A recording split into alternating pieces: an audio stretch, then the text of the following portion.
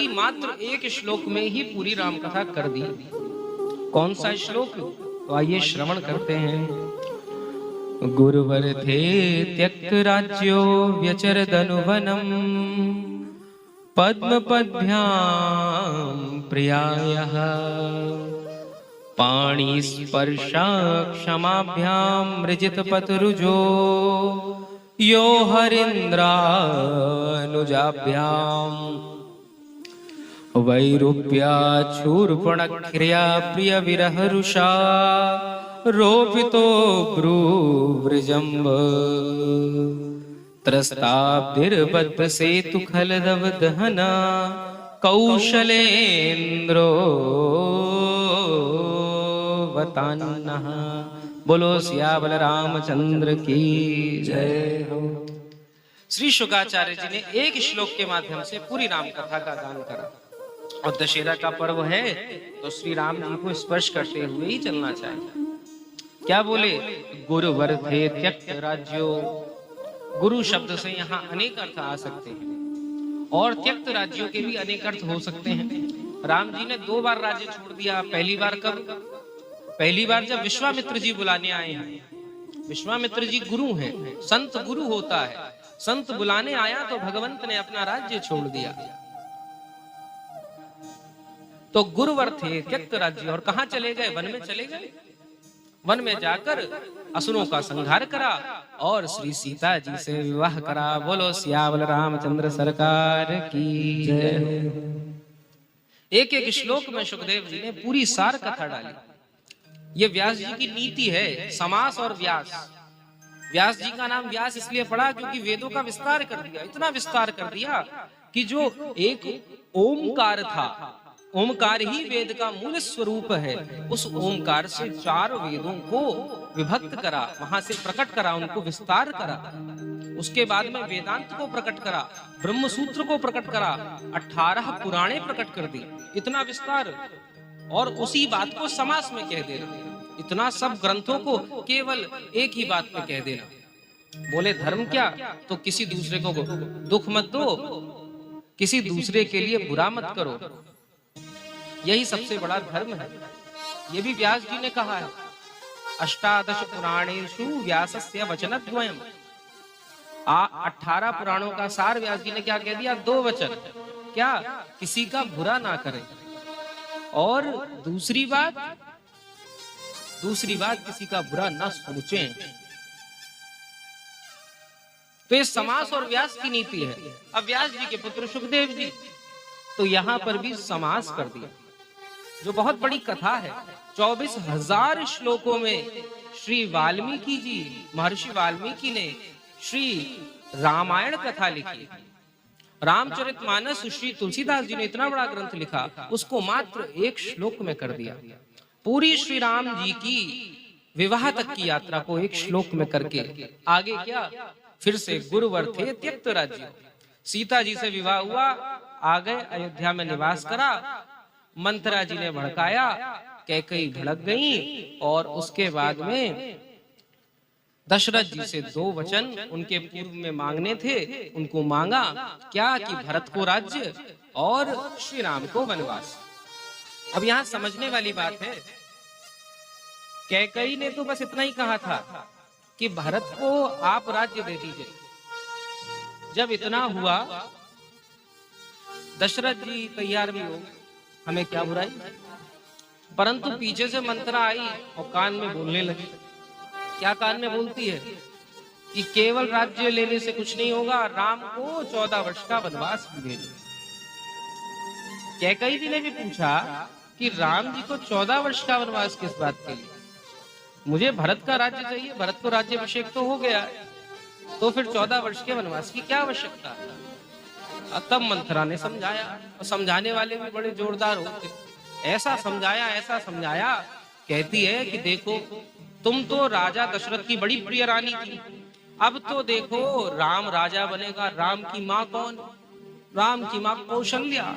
वो तेरे संग क्या करेगी? वो तुझे बख्शेगी नहीं। अब तो राम का बोलबाला होगा, अब तुझसे कोई पूछेगा भी नहीं।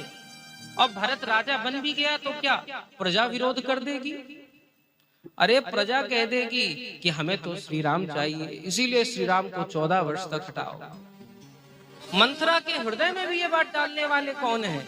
अरे परमात्मा की इच्छा के बिना तो पत्ता भी नहीं हिलता प्रभु। उस मंथरा के हृदय में ये बात डालने वाले भी श्री राम ही हैं। क्योंकि यदि श्री राम जी के चरित्र में वो वन का समय ना आए तो श्री राम निषाद राज गुहा से कैसे मिलेंगे? श्री राम सबरी मैया के बेर कैसे खाएंगे?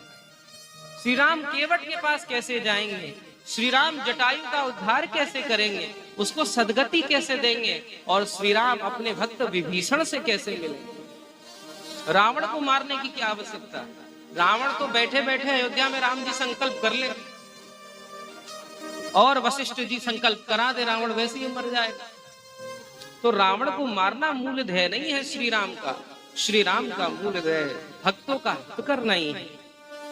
अब आगे वनवास हुआ तो श्री राम जी तुरंत निकल पड़े। कुछ ऐसा दुख भी नहीं। अब आप सोचो, आपका राज्याभिषेक करा जाए, आपको बैठाला जाए बड़े आसन पे और एकदम से कह दिया जाए चलो चलो हटो निकलो, आपकी अभी अभी नौकरी लगे, आज पहला दिन है नौकरी पे जाने का, और तभी आ जाए आपकी नौकरी तो चली गई। अरे प्रभु, दिमाग खराब हो जाएगा आज के व्यक्ति का, एक नौकरी के लिए। परंतु श्री रामचंद्र पूरे राज्य को प्रसन्नता से छोड़कर जा रहे हैं। क्यों? क्योंकि माँ की आज्ञा है, माँ का वचन है, पिता का वचन है, इसलिए छोड़कर जाते हैं। आगे पद्म पद्भ्याम प्रियायः, उनकी जो प्रिया है, कौन है उनकी प्रिया? श्री सीता जी। उनके चरण कैसे हैं? श्री राम जी के चरण ऐसे हैं कि सीता जी के हाथ में भी रखे जाएं तो भी एक बार को नेक हाथ तो उनमें चोट लग ही जाती है। इतने कोमल, इतने सुकोमल चरण है। और जब वन में चलते तो श्री राम जी के चरण पाणि स्पर्शा क्षमाभ्याम मृजित पथ रुजो, चलते हुए कांटे लग जाते हैं, कंकड़ लग जाते हैं। श्री राम उन्हें निकालते नहीं, क्योंकि एक बार जो मेरे चरणों में आ गया फिर मैं उसको कभी छोड़ता नहीं। इनकी सेवा करने वाले दो हुए हैं। सुखदेव जी कह रहे हैं यो हरिंद्रानुजाभ्याम, एक हरिंद्र और दूसरे अनुजाभ्याम। कौन दो? हरिंद्र, हरि यानी कपि, कपि यानी बंदर। हरि का एक अर्थ बंदर भी होता है।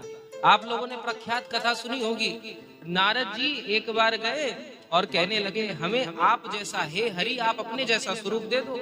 भगवान ने इनको बंदर बना दिया, क्योंकि हरि का अर्थ वानर भी होता। तो वानरों में सर्वश्रेष्ठ ज्ञानी नाम अग्रगण्यम श्री हनुमंत लाल जी। और दूसरे अनुजाभ्याम तो सारे अनुज आ गए, श्री लखनलाल भी आ गए, श्री भरत जी भी आ गए और श्री शत्रुघ्न जी भी आ गए। अब यहाँ प्रश्न उठता है कि भैया चलो हम मान लें लखनलाल जी ने सेवा करी होगी, भरत जी ने करी होगी, शत्रुघ्न जी ने भी करी होगी, पर हनुमान जी तो मिले ही नहीं जब तक सीता जी का हरण नहीं हुआ। और इन्होंने तो पहले ही लिख दिया कि हरिंद्रानुजाभ्याम, तो ये कैसे? जब हम सेवा करते हैं किसी की, आवश्यक नहीं है कि हम उसके संग ही हों, हम उसकी शरीर से ही सेवा करें, हम मानसिक सेवा भी कर सकते हैं। परमात्मा की सबसे बड़ी सेवा मानसिक सेवा कही गई है। श्री हनुमंत लाल कैसे हैं? प्रतिपल श्री राम नाम का ध्यान करते हैं। उनकी श्वास श्वास में राम बसा हुआ है। वो श्री राम के लिए प्रत्येक क्रिया कर रहे हैं। यहाँ तक कि सुग्रीव जी के संग रहने का कारण भी यही है कि मुझे श्री राम जी मिल जाएंगे। ऐसा सेवा भाव है, और सेवा भाव में साथ होना जरूरी नहीं है। गीता प्रेस में श्री भाई श्री हनुमान प्रसाद पोद्दार जी महाराज, उनके वक्तव्यों, उनके साहित्य को एक कन्या बड़ी प्रेम से सुनती और उसने उनको हृदय से गुरु मान लिया। कहने लगी हम आपको गुरु मान बैठे, आज तक मिली भी नहीं, कभी देखा भी नहीं, बस साहित्य पढ़ा, किताबें पढ़ी। बहुत पुराने समय की बात है, तब ये टीवी मोबाइल आदि भी नहीं होते थे, तो केवल किताबों द्वारा भाई जी को गुरु मान लिया। अपने कक्ष में बंद होकर श्री हरि संकीर्तन करती, प्रभु का ध्यान करती। ध्यान करते करते उसकी ऐसी स्थिति हो गई कि उसके आसपास के, उसके कमरे के बाहर के सारे परमाणु अणु सब नाममय हो गए, सब भगवन्मय हो गए। इसकी ख्याति भी हुई। जो आसपास जाता तो उसको लगता कोई बड़ा भजनानंदी है, कोई बड़ा भजन करने वाला है, बड़ा साधु है। उसके मुखमंडल पर बहुत तेज आ गया। तो आसपास साधु जन रहते तो साधु जन देखते कि ये तो बड़ा भजन करने वाली लड़की है। एक दिन भाई जी का उस शहर में आगमन हुआ। भाई जी प्रायः जाया ही करते थे। तो उस शहर में पहुंचे, उस गांव में पहुंचे और कुछ संत मुनि आए। संत मुनि वृंद ने कहा, आप यहाँ आए हैं तो आपको एक कन्या है, उससे अवश्य मिलना चाहिए। उसका जो भगवान का भजन है बड़ा जोरदार है। जब भी कमरे के आसपास जाओ तो सदा भगवान के नाम संकीर्तन की ही ध्वनि आती है। भाई जी को लगा, अच्छा मिलने जाना अवश्य, हम तो अवश्य मिलने जाएंगे। जैसे पहुंचे, द्वार खटखटाया, वो तो नाम जप रही थी। तो उसने अपनी माला रखी, द्वार खोला। द्वार खोलकर देखा कि साक्षात उसके गुरुदेव श्री हनुमान प्रसाद जी सामने खड़े। उसकी आंखों से झरझर आंसू आने लग गए, रोने लग गई, रुदन करने लग गई। कहने लगी कि मैंने तो सोचा भी नहीं था आपसे कभी इस जीवन में मिल पाऊंगी, और ठाकुर जी की कैसी कृपा हुई कि आपसे मुझे मिला दिया। यही ठाकुर जी की कृपा है। यह आवश्यक नहीं है कि हम किसी को गुरु दीक्षा ही लें, कंठी बांध लें तो ही गुरु बने। मान लिया तो गुरु बन गए। श्री हनुमान जी ने अपना स्वामी श्री राम जी को मान लिया है, इसीलिए उनको यहाँ लिखा गया। जब से श्री हनुमंत लाल का जन्म हुआ तब से सेवा कर रहे हैं। और दूसरे कौन? दूसरे लखन लाल जी, लक्ष्मण जी श्री राम के परम सेवक, उनको अपने हृदय में धारण करके रखते हैं।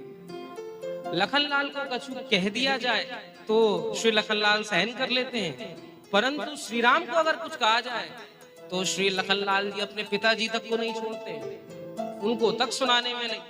तब श्री राम को रोकना पड़ जाता है। और आगे प्रसंग आता है, वैरूप्या शूर्पणख्या, शूर्पणखा नाम की असुरी आई पंचवटी में। और क्या हुआ उसके बाद में? उसके बाद में श्री लखनलाल जी ने उसकी नाक कान काट ली। अब क्यों काटी? अब आप कहेंगे बेचारी विवाह का संबंध लेकर आई थी, उसकी नाक कान काटने की क्या जरूरत थी? अरे विवाह का संबंध तो लेकर आई थी, पर उसको जब लगा कि ये दोनों नहीं मान रहे, राम जी बोलते लक्ष्मण जी से बात करो, लक्ष्मण जी बोलते मैं तो सेवक हूं, और सेवक के संग रहेगी तो तुझे दासी बन के रहना पड़ेगा, बनेगी दासी। शूर्पणखा कहती इससे बुरी स्थिति तो किसकी हो, वापस श्री राम जी पे चली जाती।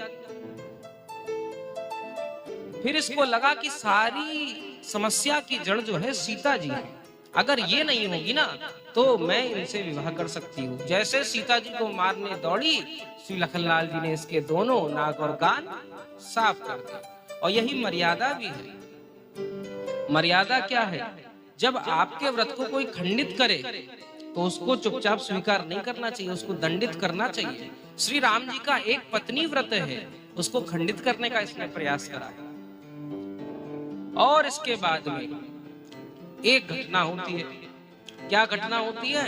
रावण का आगमन हो जाता है। रावण स्वर्ण मृग के रूप में अपने ही मामा को भेजता है, और स्वर्ण मृग का पीछा करते श्री राम जी तो निकल जाते हैं, इधर रावण श्री सीता जी का हरण कर ले जाता है। जटायु जी लड़ते हैं, और लड़ते लड़ते उनके पंख टूट जाते, कट जाते और जमीन पर गिर जाते हैं।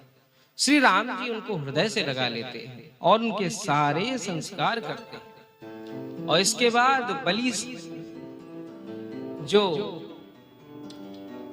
सुग्रीव का भ्राता बाली, उसका संहार करते हैं, बाली को दंड देते हैं। एक प्रश्न और उठता है, अरे बाली को पीछे से क्यों मारा? अरे इतने बड़े योद्धा थे तो सामने से लड़ लेते। सब आजकल कहते हैं बाली बड़ा योद्धा होगा, इसीलिए बताओ भगवान को भी पीछे से मारना पड़ा। तो श्री राम जी वाल्मीकि रामायण में इसका उत्तर भी दे देते हैं, कारण बताते हैं। क्या कारण बताते हैं? सबसे पहला कि देखो बाली तुम अयोध्या की सीमा में आते हो, किष्किंधा अयोध्या की सीमा के बाहर नहीं है, तो इसीलिए तुम मेरे राज्य की सीमा में आते हो। उस राज्य का राजा भरत है, क्योंकि दशरथ जी ने तो उन्हीं को बना रखा। तो श्री राम जी कहते हैं उस राज्य का राजा भरत है और मैं अयोध्या का दूत हूं और तुम यहाँ पर उद्दंडता फैला रहे हो, इसीलिए तुम्हें दंड देने आया हूं। और दंड देने में ये नहीं विचार करा जाता आगे से मारा जाए या पीछे से मारा जाए। दूसरा कारण बोले कि जानवर हो तुम, शरीर से ही जानवर नहीं, तुम मानसिकता से भी जानवर हो। कैसे? तुमने अपने ही भ्राता की पत्नी का भोग करने का प्रयास करा, वो तो पुत्री समान होती है, और तुमने उसका भक्षण करने का प्रयास करा, इसीलिए मैं तुम्हें दंड दिया। इस प्रकार से बाली को यह उत्तर दिए। फिर अंगद जी को स्वीकार करा, समुद्र की ओर निकल पड़े। समुद्र की ओर निकले तो लिखा है त्रस्ताब्धिर्बद्ध सेतु। समुद्र जब नहीं माना तो कुपित हो गए श्री राम जी, बाण का संधान कर लिया। तब समुद्र देव प्रकट हुए और नल और नील द्वारा सेतु का निर्माण हुआ। बोलो भक्तवत्सल भगवान की जय। सेतु का निर्माण होने के उपरांत श्री रामचंद्र कहाँ गए? लंका गए और खल दब दहना, वहां जो खल थे, बड़े उद्दंडी बड़े राक्षस थे, एक एक करके सबका संहार कर दिया और अंत में सीता जी को प्राप्त करा। और सीता जी को लेकर जल्दी से पुष्पक विमान में बैठकर अयोध्या जी की ओर आ गए। क्यों आ गए? क्योंकि इधर भरत जी ने अपने लिए चिता लगा रखी थी। बोले कि 14 वर्ष के बाद अगर एक दिन भी हुआ प्रभु, अगर आप नहीं आए तो मैं अपने आप को चिता में जलाकर भस्म कर दूंगा। श्री राम जी ने तुरंत पुष्पक विमान लिया, सीता जी के संग आरूढ़ हुए, भरत जी से मिले, कौशल्या जी से मिले, सुमित्रा जी से मिले, सारी माताओं से मिले और इसके बाद अयोध्यापति हो गए कौशलेंद्रो वतान्ना। ऐसा श्री कौशल्या जी के पुत्र का अवतारी चरित्र रहा है। बोलो श्री रामचंद्र भगवान की जय।